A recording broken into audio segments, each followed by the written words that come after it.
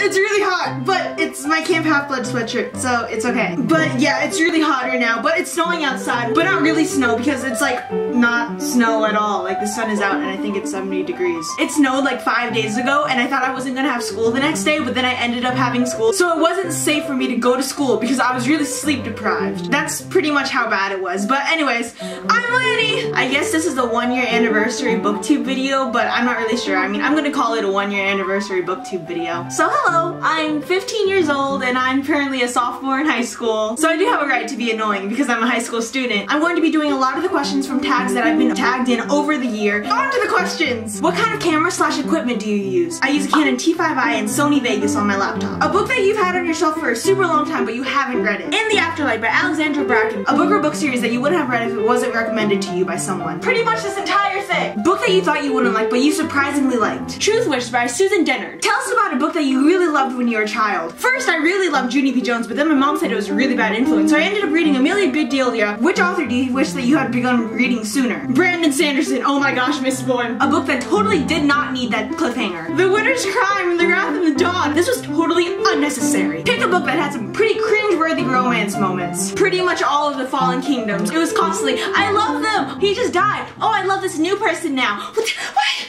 Hogwarts House. Hufflepuff. But the new Hogwarts quiz says that I'm a Ravenclaw, but I don't really believe that. Where do you like to read? In my bed at night, and I used to read with only like a tiny little lamp, so that's why I have such bad vision nowadays. What dystopian world would you not mind living in? They're all pretty awful, but I guess I would choose Darkest Minds because at least I would get some pretty awesome powers, hopefully. I mean, I'm in that age division. Darkest / evilest character that you've read. Adelina from the Young Elites. Oh my gosh! It's pronounced like Carly. I actually haven't seen Mean Girls in a couple years, so I honestly don't know how that quote goes. A fictional character's name that you got completely wrong. From The Titans Cursed, I pronounced Bianca as Beyonce for the longest time. On Wednesdays, we wear pink. A book that brought you a major amount of deja vu. The Testing. That was pretty much just Hunger Games fanfiction. You guys gotta stop calling each other blank and blank. It just makes you guys more of a blank and blank. What book gave you a total opposite of a girl power feel? One time, I was reading this stupid fanfiction a couple years ago, and it was so bad. Freaking Annabeth Chase. She did nothing but cry the entire book. I was so mad because Annabeth Chase is one of the strongest heroines that I know. How do I even begin to explain Regina George? Is that how the quote goes? Describe your ideal character to read about. My favorite is in like fantasies where it's a male character because girls annoy me. And then he's really street smart. He's not very impulsive and he thinks things through, so it comes up with awesome strategies. Kaz Brekker and Han Alistair are pretty much the definition of my favorite types of characters. Also Percy Jackson. I don't usually like modern fantasy though. The Drought was the very worst. Actually, I think that was a Taylor Swift quote. What book release took a super long time? House of Hades. I still can't get over that cliffhanger at the end of Mark with Athena. Haters gonna hate, hate, hate, hate, hate, hate. What book criticisms do you just rake off even though they are kind of right? Percy Jackson. I mean, I know that it's not the perfect book, but it's still like one of my favorite books ever because it's what got me into reading. Imperio. A book that you had to read for school. I had to read Animal Farm by George Orwell last year and I actually really enjoyed it, and we just finished learning about the French Revolution this year, so it was actually really interesting to know the backstory of that. Choose a book that you bought because of the cover, not at all because of the synopsis. This Beast, because this cover is freaking beautiful,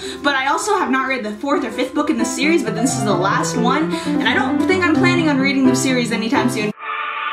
How often do you read a book in one go? Not that often. I try not to read that much during the weekdays because of school, but if I do start reading during the weekdays, then man, I'm go forward, train.